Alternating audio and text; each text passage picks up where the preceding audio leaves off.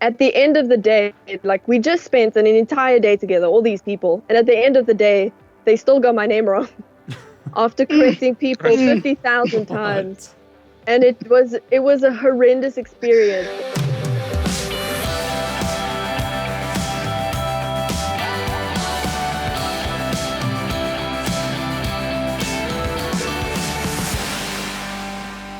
Hey everybody, and welcome back to Department Spotlight, the show where we talk to our friends and colleagues about things that are happening in the South African film industry.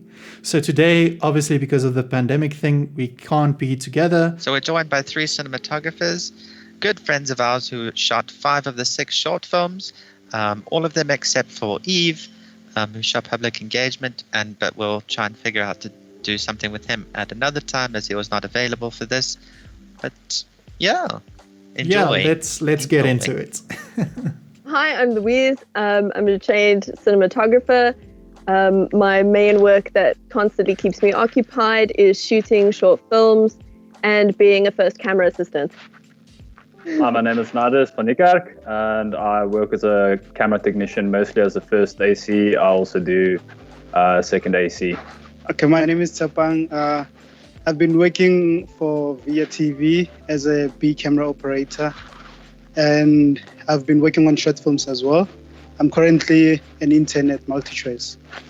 Awesome. Well, welcome guys, and welcome to this very strange edition of Department Spotlight, which is the show where we speak to our friends and colleagues in the film industry just about their experiences in general. What do you think each of you would you say to be a cinematographer in South Africa? Is film school necessary? I don't think it's necessary. I do think it's beneficial. I do think you can get to a position where you can have more responsibility and do more on a set and in the industry if you've gone to film school and you've gotten those qualifications. Do you have to do it? No. Would I suggest that you do it? Yes, probably. It kind of reminds me of in high school when you're doing LO and you're and then you get out into the real life and you're like, why didn't LO teach me how to do my taxes?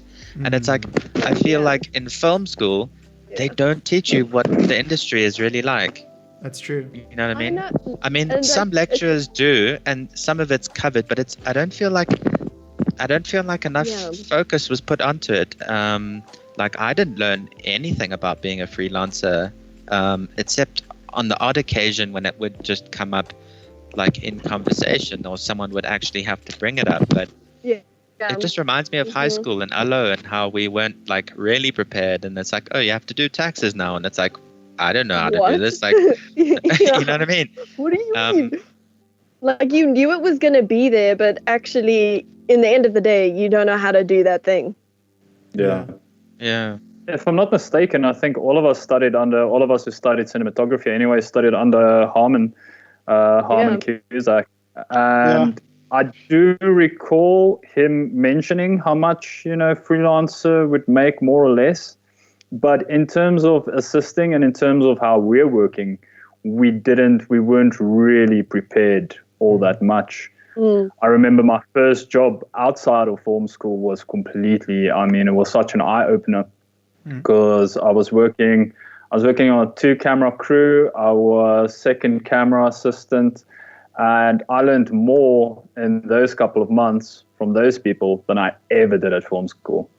So I would say if you really want to learn how to work in the industry, get your ass on a job and learn from the people who are actually working in the industry. Film school will only prepare you that much. I think film school is geared towards the practical side of it. It gave us a lot of tools about how to problem solve things and to think for yourself and to be able to resolve these issues that you're constantly going to have. It's so much better to make those kind of mistakes in that learning curve in university or in a sort of educational environment, which is kind of safer than on an expensive film set. But nothing will repair you for the industry like the industry will. It's its own educational platform. That is one of the like pros of going to the film school is exactly what you're saying. You get that kind of buffer between, you know, the industry and yourself, anything, and not knowing anything, and so you don't get slammed by that wall. But how do you get on your first set? That's the question. But like, if you didn't go to film school, how would you approach it, and how did you eventually get on your first like paying job set? For me, I actually started like doing stuff for free. Actually, I approached people and I asked, "Can I shoot this for you like for free?" Because I started back then with the weddings and stuff. Like my first wedding, I asked like people like, "Okay, can I just cover the ceremony? Can I cover this? Then I will show you the footage and maybe you'll pay me if you want to." Yeah. So I think it's more out of asking as well. Like you have to approach people and network with people, attending those what is it, the media thingy? They usually have it at Ticket Pro. Yeah, the expos. Like make sure you attend the expos, network with people, because even the Moya film that we shot, the short film that won the SAFTA, the reason why I got the job was like I was working on a commercial as a colorist actually. Yeah, just a quick commercial for YouTube channel actually. So the guys sold me like the way I was working as well, like on set, because I was also assisting the cinematographer with like rigging lights and moving stuff, and yeah. So he was like, "Okay, I'm working on a honors film. Would you mind to be part of like the film as a director of photography?" And I was like, "Okay, cool, I will do it." And he didn't say, "I will pay you, I will do this." I was like, "Okay, this is an opportunity, let me just do." Because what am I doing? Like there was nothing that I was doing. So I was like, "Okay, I will do the job." So yeah. So it's more like you grab need the opportunity or make the opportunity for yourself. Yeah. Yes. Interesting. Nardis, would you agree? Yes, no, absolutely. My first job as well, when I just graduated, I struggled a bit to get onto sets, and I actually worked as a sparky in lights for the first couple of months, literally just moving stands and plugging in lights. And the first couple of months was really a struggle for me. And then a friend of mine was working on a television show, and they needed somebody to stand in as a camera operator for a day. I messaged them and I said, "I'm available, I can do it." I think I botched the job, but the same production company called me back. Oh, man. And wow, that's when you know you're good. That's when I actually ended up on a TV drama for quite a few months on B-cam, pulling focus. And from there on, you know, every single job I've ever did, I can trace back to that job.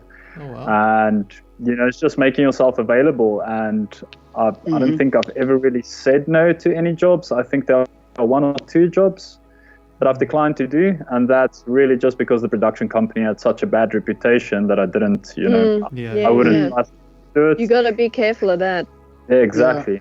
Yeah. And as a general rule of thumb, I'll take any job. I'll do any job. I'm not fussy. And like I said, everything I can trace back to that first job. And yeah, your career will just continue. You know, every month you'll get a little bit more. You'll meet more people. You'll get a reputation, and yeah, that's how I built my career up. Cool.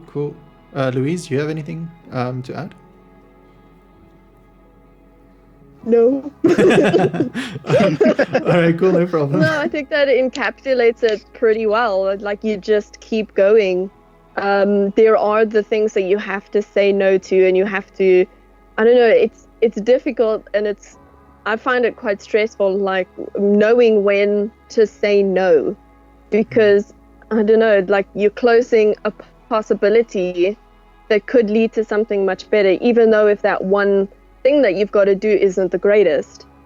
So it is a kind of give and take part, but I think the biggest thing that you got to look out for is if the people that want you on the project does not have a good reputation, or they're not registered, or I don't know, you can just tell if they're not legitimate.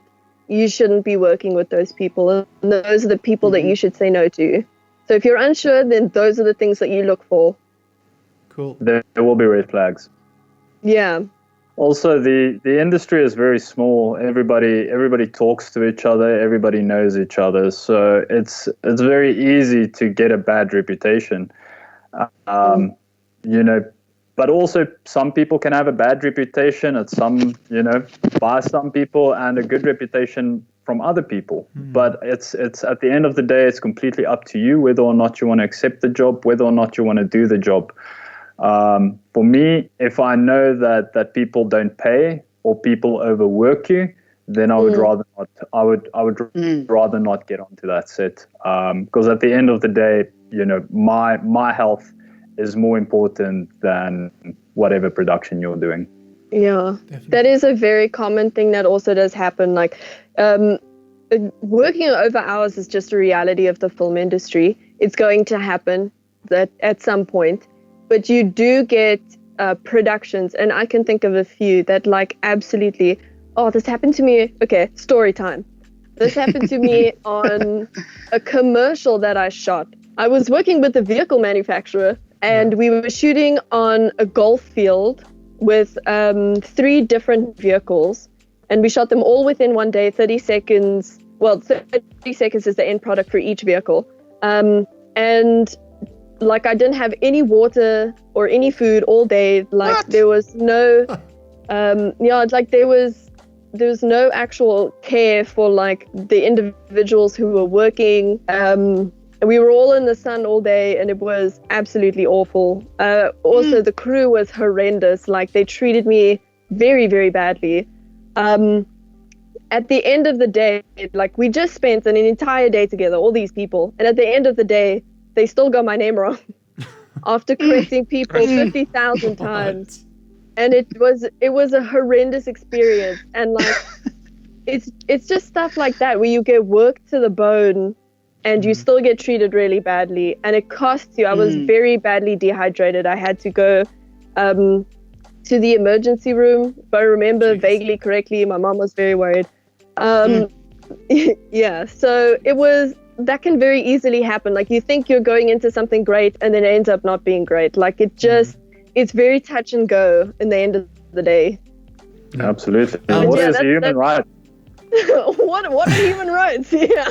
So last year, actually, I was working as a clapper loader on a commercial for a Zambian company, and we ended up doing 2-day shoot. The first day we shot 14 hours, which is fine. I mean, it happens. The second day we actually went for 6 hours overtime, so we ended up shooting almost 18 hours straight.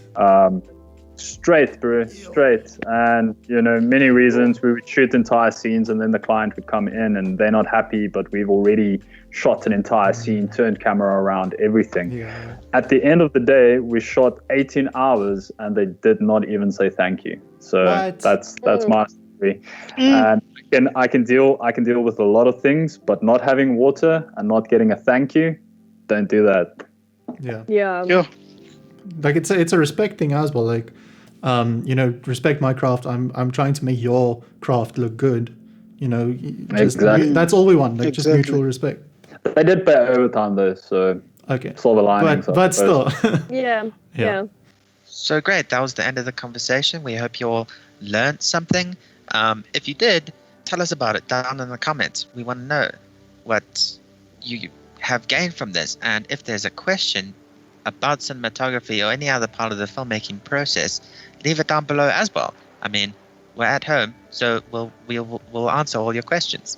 And yeah, remember to leave a like and subscribe to the channel if you aren't already. Go check out all the films that we've done in the past, and also go check out all the other episodes of Department Spotlight that are on this channel and in this playlist up here, and also in the card at the end of this video and in the description. Just everywhere. If you'd like to listen to the full version of this conversation, you can click the links below to Spotify, Apple Podcasts, or any other place where you listen to your podcasts. So until next time, stay inside and make your movie.